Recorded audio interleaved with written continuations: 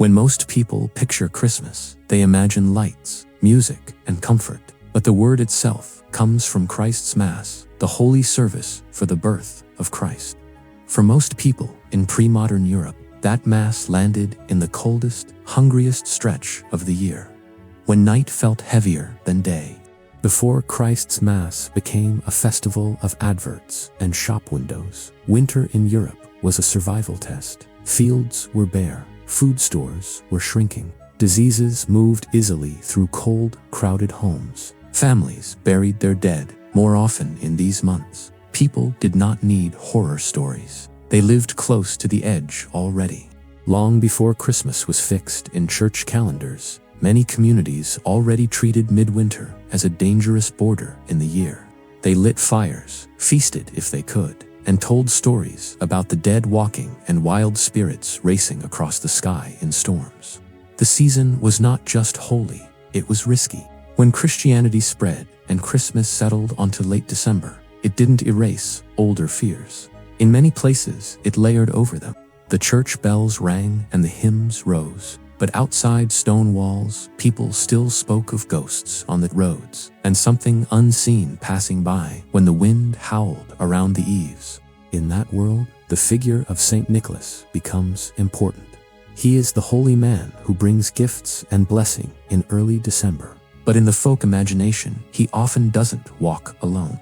In parts of the alpine regions, he has a shadow at his side, horned, shaggy, with chains and a bundle of birch rods. Where the saint brings grace, Krampus brings fear.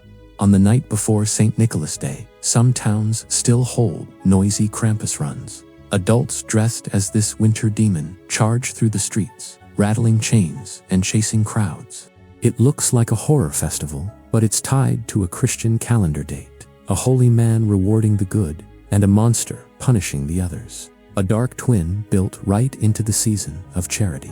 Folklore scholars are divided on where Krampus comes from. Some see echoes of older, horned, wild man traditions. Others see a more recent Christian-era enforcer attached to St. Nicholas rounds. Either way, his role in the season is simple. At the darkest point of the year, he tells children that someone is keeping a moral ledger.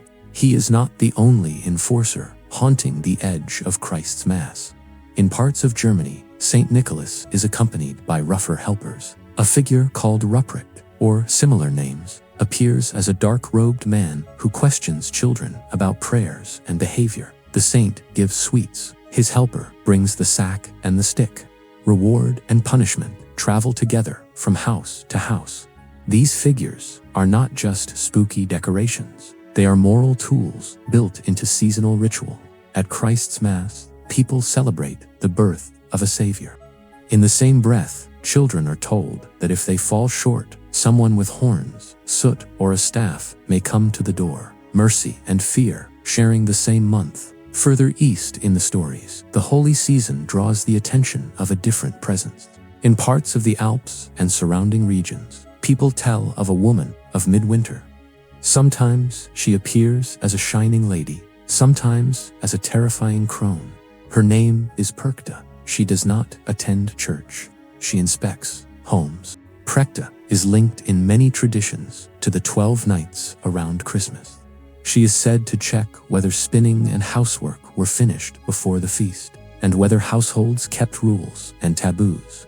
Those who worked and shared properly might find a small silver coin. In harsher versions, those who broke taboos face her darker side. Stories describe her cutting people open and filling them with straw and stones. Modern tellings often soften her image, turning her into a stern guardian of tradition. But older descriptions can be blunt and violent. Perchta becomes the nightmare behind sermons about diligence, obedience, and charity. Winter punishment given a face. Travel north to Iceland, and Christmas sits inside a different cluster of stories. Here, the festive season belongs not just to church services, but to a mountain-dwelling ogress named Grilla, her 13 mischievous sons, and a giant black cat that prowls the snow. Grilla is said to come down from the mountains at Christmas to hunt for naughty children, stuffing them into a sack and boiling them in her cauldron. Her 13 sons, the Yule lads, are known in older versions for sneaking into homes to steal food and cause trouble. The Yule cat stalks the snow and is said to eat anyone who does not receive new clothes for the holiday. Parents used these tales as blunt teaching tools: help with work, behave, and make sure everyone has something new and warm to wear. In a land where winter could kill, stories about being eaten by an ogress or a cat weren't just campfire horror. They were warnings about real hunger and the cost of leaving people out. Even in more comfortable countries, the church season of Christ Mass became tangled with ghosts. In Victorian Britain, Christmas was a prime time for ghost stories. Families gathered around the fire after attending services, and instead of telling only nativity tales, they told stories about haunted rooms, graveyards, and phantoms knocking on doors in the snow. The most famous Christmas story from that era is not gentle at all. A Christmas Carol is a haunting. A hard man is visited by the dead, dragged through visions of his life, and forced to confront his own cruelty while church bells and carols sound outside. It is a Christ Mass story about judgment, fear, and the chance not to be damned. Broadcasters in Britain still sometimes air Christmas ghost dramas, keeping that tradition alive. On the surface, they are seasonal chillers. Underneath, they echo an old idea that the period around Christmas is a time when the boundary between the living and the dead feels thinner, and the past comes to call on the present. Other northern customs show how seriously people took omens at this time. In some Swedish traditions, there were stories of a year walk done around Christmas, where a person would walk alone through woods and graveyards to see signs of what the coming year would bring. The visions were not comforting. They were a way to face fear deliberately instead of waiting for it. In Wales, a different visitor arrives to households in the dark season, the Lwyd, a horse skull mounted on a pole, decorated with ribbons, carried by singers who go door to door trading improvised verses with the people inside. It is playful, but also uncanny. You are welcoming a death's head into your home during a season that is supposed to be about new life. Put all of this together, and Christ's Mass looks very different from the soft picture on greeting cards. In the shadows of the manger scene are horned punishers, winter witches, man-eating cats, wandering ghosts, and strange visitors at the door. The Holy Feast of Light is surrounded by a ring of stories about what happens when the light fails. The dark side of Christ Mass is not just about monsters. It is about what people feared most in winter: hunger, cold, disease, losing children, a family collapsing when nobody keeps up the work that never ends. These stories take those fears and give them claws and teeth so you can name them, threaten them, and feel like you can bargain with them. Look at the rules each figure enforces. Krampus cares about obedience and respect. Perchta demands that spinning and housework be done in time for the feast. Grilla and the Yule cat punish disobedience and failure to provide warm clothes. In a Christian winter, sin is not only greed and cruelty. Sin is also laziness and waste that might get your family killed when the land is frozen. There is another theme here: control. When nights are long and resources are thin, chaos is deadly. Dark Christ Mass legends give chaos a face. Parents and priests can point to Krampus or Perchta and say, "Live rightly," or "This is what comes for you." Fear becomes part of the moral education that wraps around the sacred feast. Sometimes, even religious and civic authorities worried that midwinter fear was getting out of hand.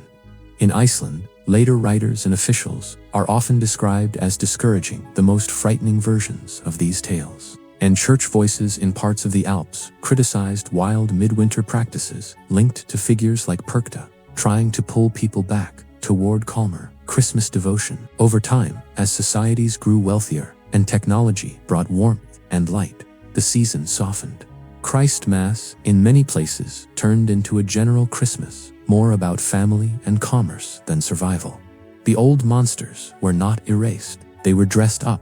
Krampus is now a festival mascot. The Yule lads are scruffy gift givers. Ghost stories move from the hearth to television and streaming. Still, If you scratch the surface, the same emotions show through. Winter is when people notice who is missing at the table, when people feel most trapped in their own thoughts, when the year's failures and griefs come up like old ghosts. A dark Christ Mass speaks the language of fear and regret, not just joy and goodwill. Modern dark Christmas stories, from Krampus horror films to online legends about cursed holiday tapes, keep repeating the older pattern. Something visits, it judges, it punishes, warns, or drags a character through their past. Underneath the jump scares, it is the same old sermon. Change while there is still time. Even the sweeter stories still start from lack. The legend of the Christmas spider tells of a poor family whose tree is bare. Overnight, spiders weave webs that turn to silver in the morning light. It is gentle and kind, but it begins with poverty and the pain of having nothing to offer at a holy feast. That is the real heart of dark Christ Mass folklore. Light against dark, warmth against hunger, community against fear. The monsters are not there to cancel the feast. They are there to picture what happens if generosity dies, if work stops, if people hoard and ignore each other when the world is at its thinnest. So when you see a friendly Krampus cartoon on a mug or a cute Yule cat toy online, remember the older versions behind them, a time when parents were urged to frighten children into obedience, when folk preachers threatened Perchta in the same breath as sin, when a visit at Christ's Mass could be a blessing or a curse. The dark side of Christ's Mass is not a hidden conspiracy. It is an archive of winter fear woven into a holy calendar. Fear of hunger, fear of losing the young, fear of laziness and greed in a world with no cushion. Even now, those fears feel familiar, which is why the old stories still stick to the season so easily. If you celebrate this season, you carry that whole history quietly in the background. Each time you light a candle or switch on fairy lights, you are doing what your ancestors did in their own way. You are insisting that light belongs in the longest night, even if you still feel something watching from just beyond the glow. So when you feel the comfort of Christ's Mass, you are right. And when you look out at a black winter street and feel a small shiver, you are also right. The season has always been both things at once. A birth story told beside a graveyard, a feast thrown within reach of the wolves. This has been the dark side of Christ's Mass, the monsters, ghosts, and winter spirits that once crowded around the manger and the midnight Mass in people's minds. In the stories you hear this season, listen for them. They are still there under the carols and adverts. Because as long as there is winter, there will be something in the dark worth naming.